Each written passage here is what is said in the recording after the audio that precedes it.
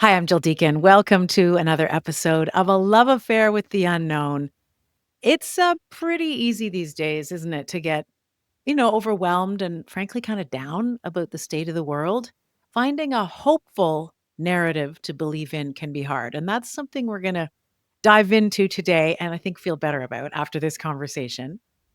For most of her career, award winning Canadian author Andrea Curtis has used her creative powers to try to make the world a better place. Connecting with nature and building community are themes that run through most of her work for adults and in her many books for children, which have been published around the world.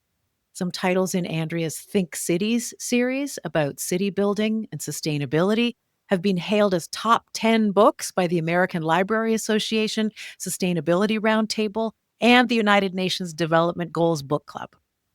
For her latest book, Andrea is using her powers of persuasion to help the next generation feel better as they grow up in a shitstorm, I think it's safe to call it, of anxiety and uncertainty.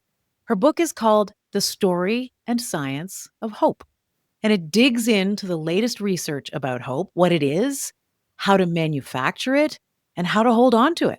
And though it is written for middle grade readers, ages sort of 9 through 12, I gotta say, it really lands like a comforting salve for adult readers too.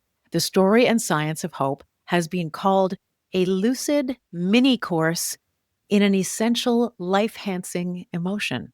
So let's take that course, shall we? Andrea Curtis, welcome to A Love Affair with the Unknown. So good to have you here. Thanks so much for having me, Jill. It's great to be here. And congratulations, first of all, on the book. It's freshly published. And wow, is this ever timely and necessary?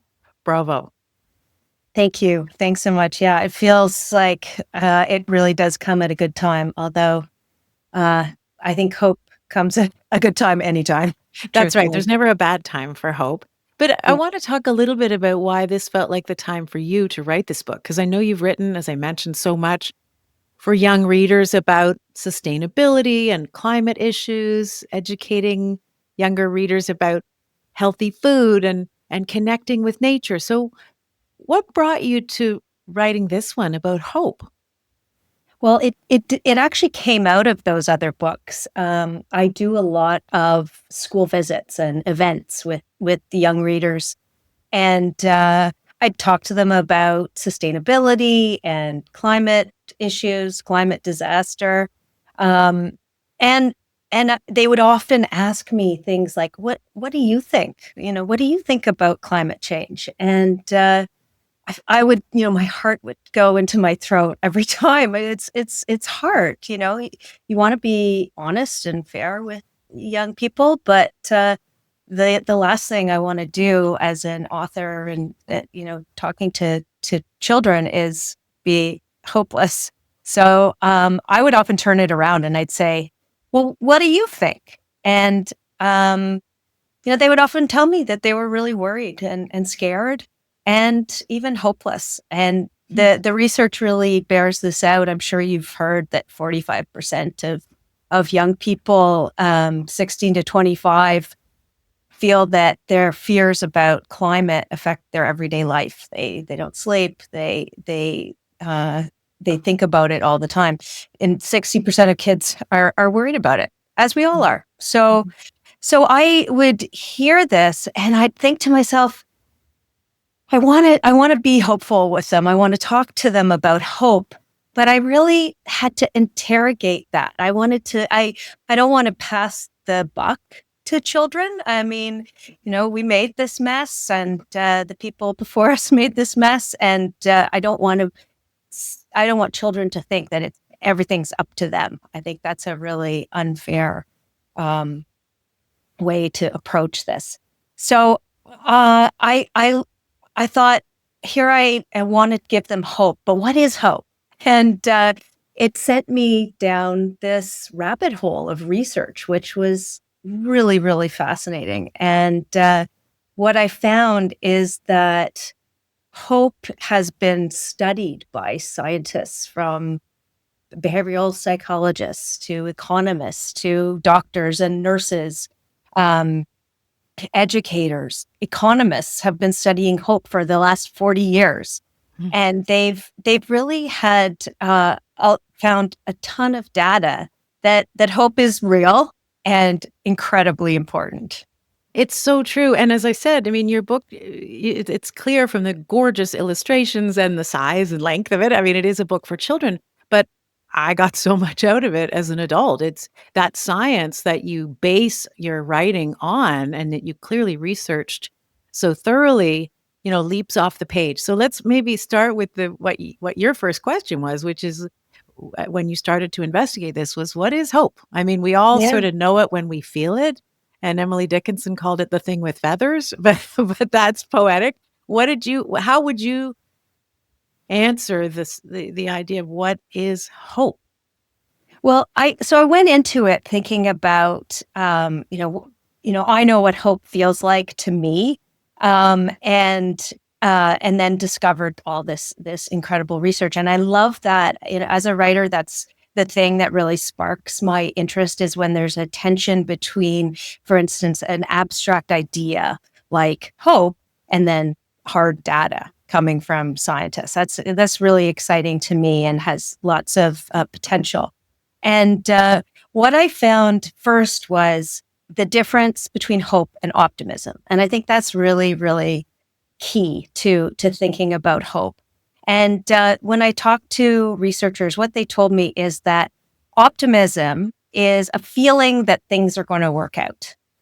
And whereas hope is more about possibility. And in fact, I was thinking so much about coming to talk to you. It's about uncertainty, really. That's why we're It's talking, baby. exactly. It's about leaning into and working toward that thing that you want to happen. Mm. And so hope Without is any certainty that it will happen. It's sort of exact. the state of believing in the possibility. Is that fair to Yeah, say? absolutely. It is absolutely about believing in the possibility.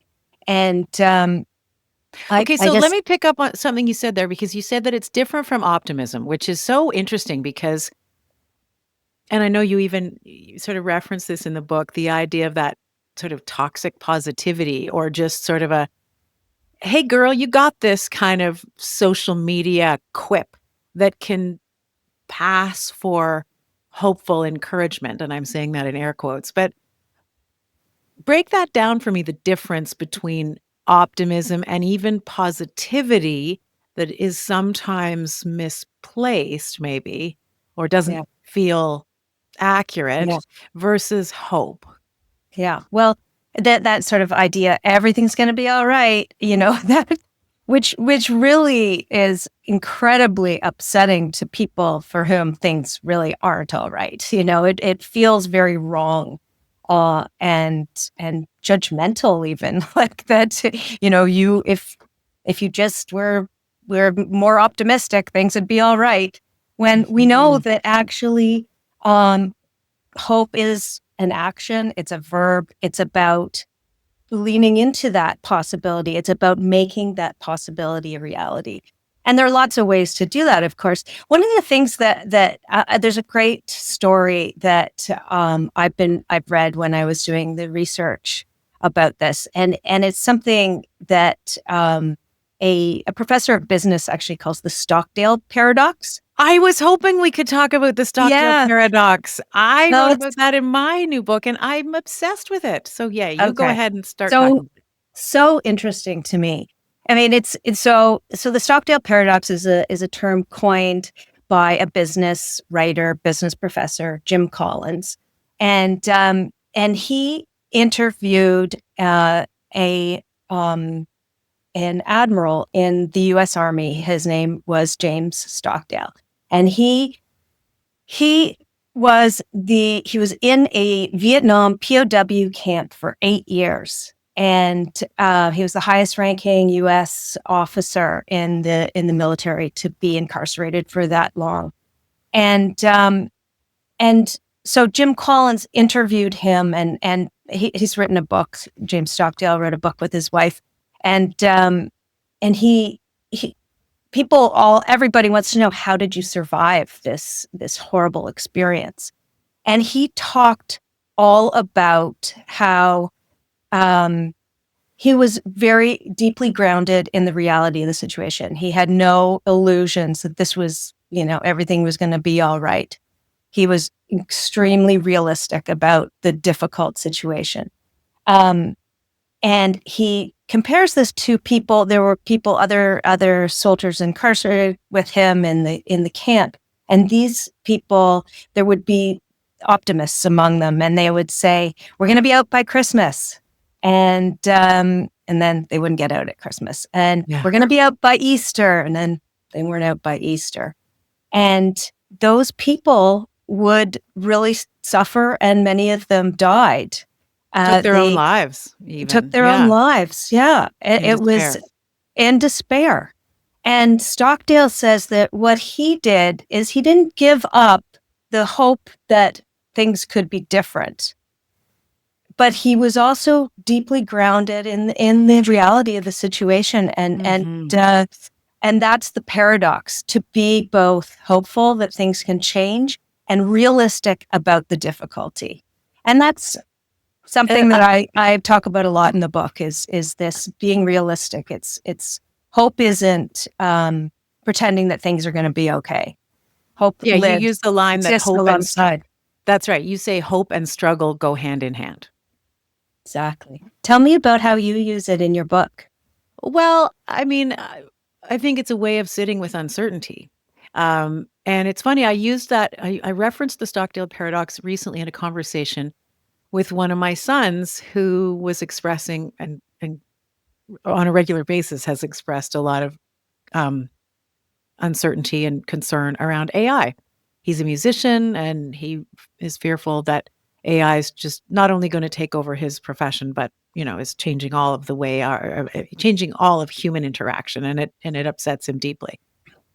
And I talked about the Stockdale paradox, which in that application is yes, it's here. This is reality. There's so much we don't know about it. It's part of our world. We have to wrap our heads around it. This is not something we can wish away. So facing the reality of what is in front of you, educating yourself about all the challenges that it can present. And the piece that I loved about, or the line or the interpretation maybe that I have of this James Stockdale's attitude, um, and positioning himself, not as an optimist, and you described what happened to those, and not as a pessimist because some of those gave up as well, but maintaining un wavering certainty that he could handle what would come, and that he like maintaining that confidence in his ability to believe in the positive, the more hopeful, better circumstance that would come, and that he could handle what would happen between now and then. And so I said this to my son in the context of, yes, you got to be familiar with it. You can't put your head in the sand and hope it goes away, but you have to believe in your ability to navigate and figure your way through it and find workarounds and use it to your advantage and whatnot. And it was remarkable how much better it made him feel because it that sense of hope, and you said it, that hope is an action, and being able to take action and take some initiative gives you back a little bit of agency. Does that Absolutely. fit with your Absolutely. Yeah, yeah. I think that's absolutely it. And one of the things, I mean, I discovered so much about hope that was so interesting. I mean, the researchers show that people who are high in hope are happier, healthier, they live longer, they do better in school, they have stronger friendships, they're more creative, um, less depression and anxiety. I mean, it's just this suite of benefits. But the thing that, and this is in reference to your son too, and for my young readers, is that you can actually nurture hope too. Having that conversation with your son, talking about the things that he's worried about, the very profound and frightening reality. Hope leaves space for talking about that, and that's, I think, incredibly important. Um, and yeah, it's like just allowing yourself to sit in that spaciousness of the uncertainty is Mhm. actually an incredibly hopeful act. Yeah, and it's almost a necessary step, isn't it? Because the more we try to push away, "Nope, I don't like this uncomfortable feeling of so I'm just gonna frantically sort of try and button everything down and get under control," and that never goes well, and it's obviously an impossible quest. So just to sort of sit down and be smack dab in the middle of whatever it is that you feel discouraged or uncertain or fearful about seems like a necessary first step in order to lead you to, okay, what are the actions that I um, can take? Is that I know you wrote in the book about hope theorists, and that's aspect of the neuroscience and research going on around hope. Tell me what the hope theorists researchers are and what they're finding out about hope. Well, that whole list of benefits definitely is one of the the happier, healthier, living longer. I mean, that's some of the research that they're coming up with, and the fact that that hope can be taught and nurtured. I find that actually an incredibly rich vein of hope theory and hope theorists is the application to education. Because when I started, going back to the kids who would talk to me when I visited schools and telling me they feel hopeless, and I worried as I listened to them that maybe hope was something that like some lucky people have, and sorry for the rest of you, you're just like you're stuck feeling hopeless. But in fact, that's very much not the research that is coming out of the hope theorists. It's that it can be nurtured in classrooms, in with one-on-one, in therapy sessions. It hope can grow, and it So does grow all So the time. how do we take, whether a lot of our listeners won't be in classrooms, but I mean, what can we do in our lives to nurture and summon and grow a sense of hope? Well, I think that for everybody, there's something different, that we all find hopefulness in different things. But some of the research suggests that art, music, literature that builds hope. Art, just that experience of creativity is incredibly nurturing of hope.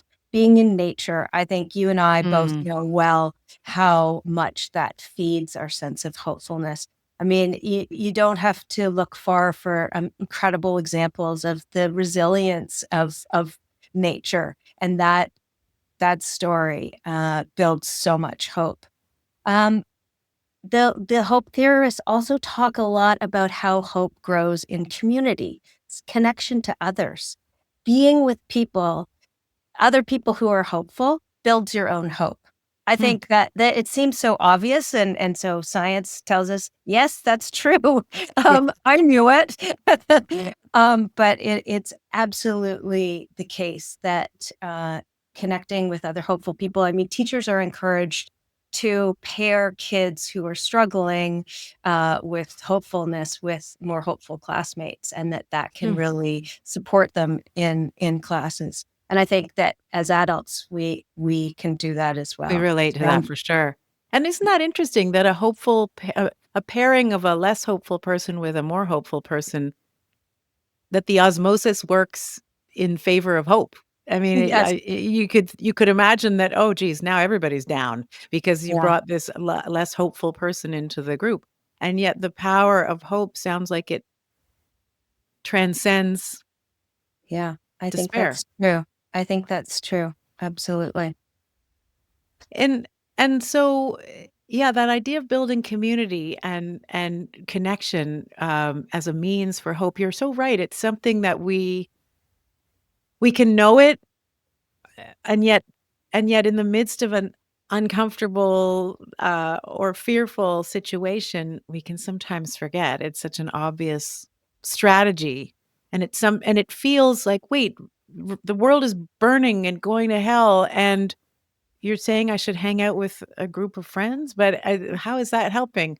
But it's sometimes that first step to shifting your mindset, and then action often flows out of that. Because you've Yeah. also said that hope is an action. Tell me more about the role of action in all of this.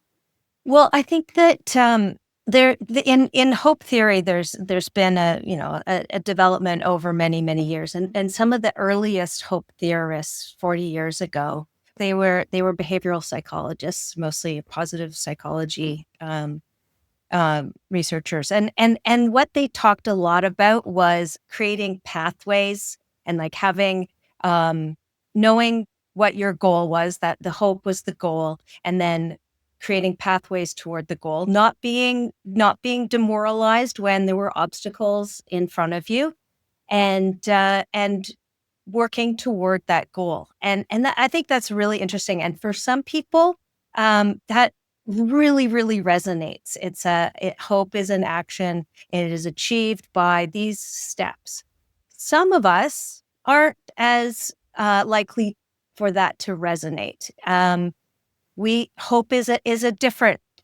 It has a different quality for some of us. For me, for instance, being in nature, as I said earlier, and art and music, that is what really feeds my hopefulness, being connected to other people. Um, I don't necessarily have to have a path to my goal. Hmm. I can be fed, my hopefulness can be fed by all of these other things. One of the researchers, there's a really amazing research unit at the University of Alberta called Hope Studies Central. And I spoke to a couple of the researchers when I was working on this book. And one of the things they said to try to clarify this distinction between pathways thinking and a different kind of hope is, or a different way toward hope, is that you can fail to reach a goal, but you can't fail at hope, which I thought really made a ton of sense for me. Oh, I Um, love that. yeah, That's so true because, and again, it speaks to it kind of being an attitude, ultimately, that you is a way that you choose to look at a situation, which it's true. It's an attitude. I mean, this is what's so rich about this, is that it is an attitude, is this sort of thing in the ether, hard to pin down. And yet also neuroscientists are finding the actual place in your brain where it resides. And there's been some research. I'm sure there's going to be a ton more in the next 10, 20 years, maybe less. But currently they believe that it's hope resides in a place at the bilateral medial orbital frontal cortex, just above your eyes, inside your brain. So um, that's kind of cool. But also, I think that's one of the reasons I called the book The Story and Science of Hope, because mm, I think that the stories and the science actually coexist together. And it's really important to acknowledge the use and possibility of both. hmm. So, how does it make you feel? I mean, the process of writing it and now seeing it in the world, that's an action that you've taken, to help a circumstance that you found yourself in, seeing these young students, young readers really discouraged by the prospects of what their future holds. And you took some action on your own to sort of mitigate that and remedy that. I wonder how it feels to you to have learned what you've learned and to have kind of contributed this way with this book. Well, I find that it's actually helped me a lot as well. I mean that you can't pay attention to the news of the world without feeling despair on a daily basis. And one of the things that I think is really important about this research is that hope it's not consistent, right? We're going to be up and down, Mm, maybe in a day, maybe in an hour, maybe in a minute. But it's knowing that you have the resources to nurture that hope for yourself and for others that gives me a ton of feeling of well-being and hopefulness. So Mm. the research has been incredibly important for me as well. Yeah. No, as I say, I've really felt the benefits from reading it as well. You wrote it for kids, but I'm sure all the teachers and parents reading along with those kids will be feeling the same benefit. How do you communicate these complex thoughts? You do it very well, by the way, in as I'm reading the book, but I don't know what it's like. I don't remember what it's like to be a 10-year-old reading. How do you capture meaningful, sort of complex science in some cases, neuroscience, for a 10-year-old reader? What are you thinking about as you try to convey these big ideas for younger minds?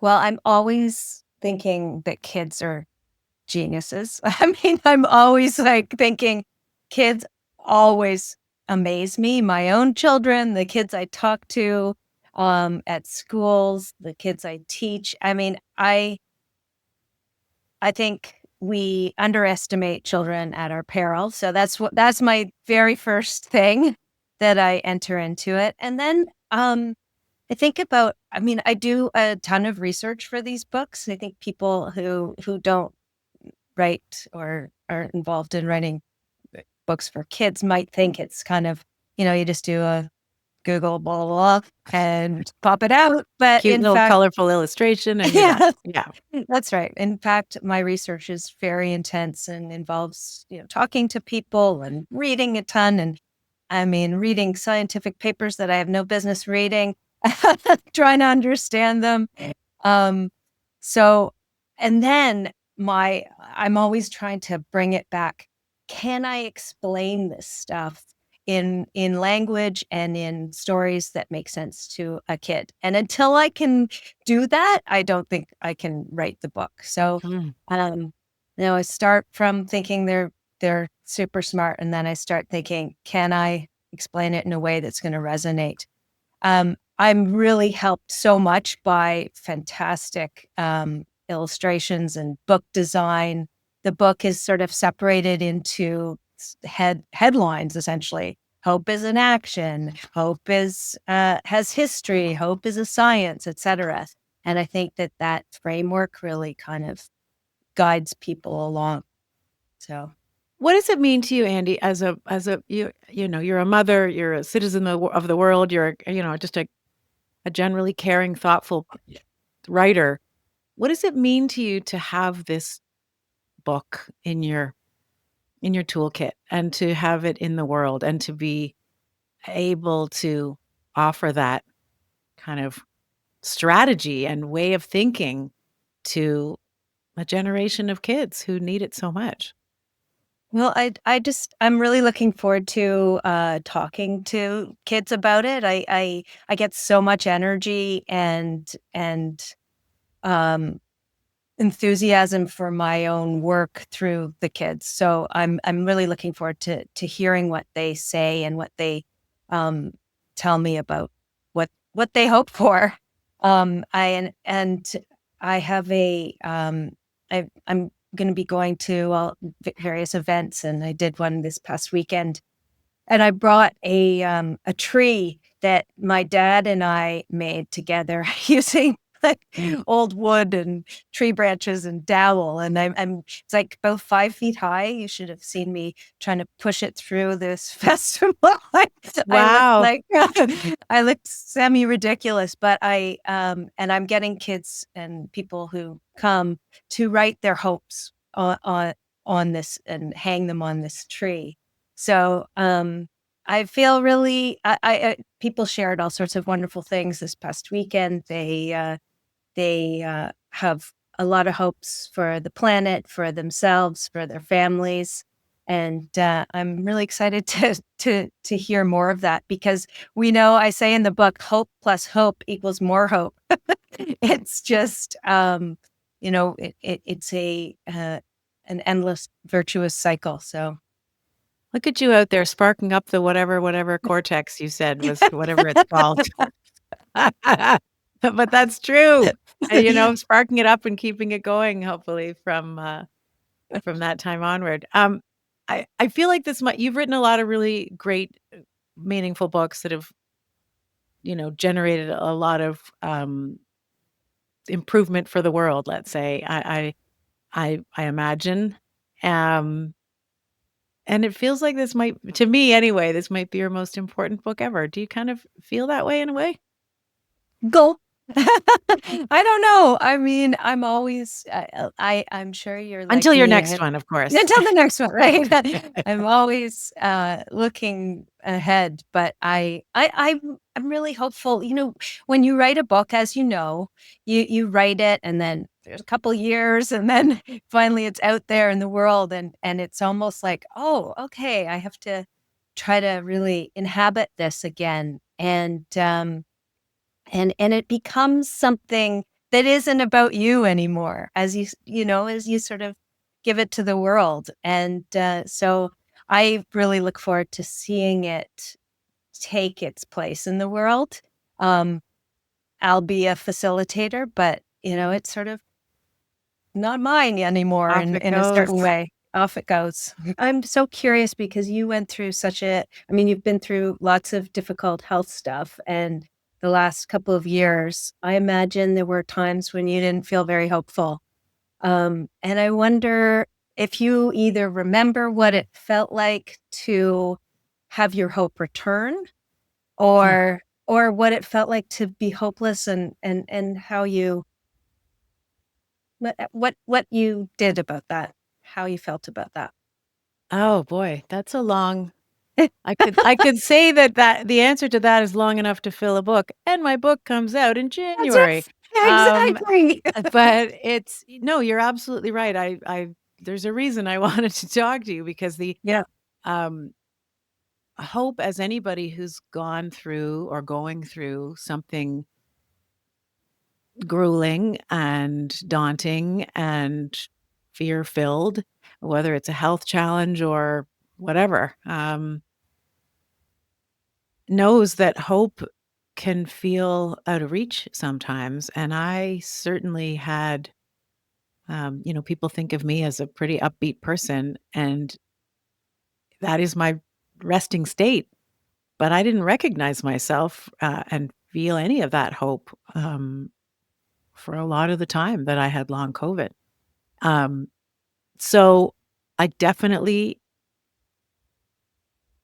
know what you mean about how um, that's a part of your brain that maybe mine got kind of flattened some of the time.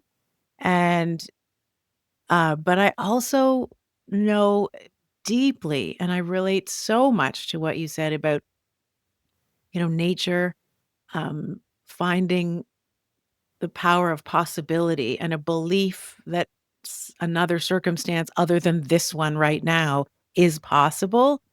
For me, nature is the most constant, ubiquitous, and powerful illustration of that. So I take enormous ongoing comfort in nature in spite of all the damage we're doing to Mother Nature. She keeps coming back with so much resilience. So yeah, I know I maybe that's why your book resonated for me so much because it's and it's hope is one word for the magical place is sort of a cheesy way to say it, but the space that I've had to get more comfortable in, which is not which is a love affair with the unknown. It's the not knowing exactly what's happening, but feeling and trusting in the possibility of better, brighter things happening, and Yeah. I think it's an extraordinary space to be in. So, I Yeah. think learning about the science of it from your book is yeah, Yeah. I love it. mean, I found it so interesting that like to hope is to embrace the unknown, because you're reaching toward something, but you don't know if it's you're gonna get there. And the act of writing a book, the act of any creativity, it really has that baked into it too. You don't really know what the Mona Lisa did wasn't paint by number, like, you didn't really know what was happening, Yeah, working on something on a canvas, on a music sheet of music, on a page of a book, yeah, those creative acts are themselves, exercises in uncertainty and hope, and it's a really yeah. powerful combination. I The agree with thing you. that's so amazing about creativity, though, is it like it both facilitates the hope and is an expression of hope. Like the Yes. doing of a creative act is like incredibly hope filling. I've been doodling a lot lately just as a sort of creative exercise. I'm not selling my doodles, you know. It's just like incredibly pleasurable and just like going deep into the doodling is fills me with just well-being and uh, I mean, I think it's incredible that it can be both the thing that nurtures the hopefulness and the actual expression of hope. Expression of it. That's so beautiful and so true. Ah, cheers to that. Yes. Andy, thank you. What a lovely Thank you. conversation, and thank you for Oh, this great. book. Yeah, thank you so much for having me. It's been a delight.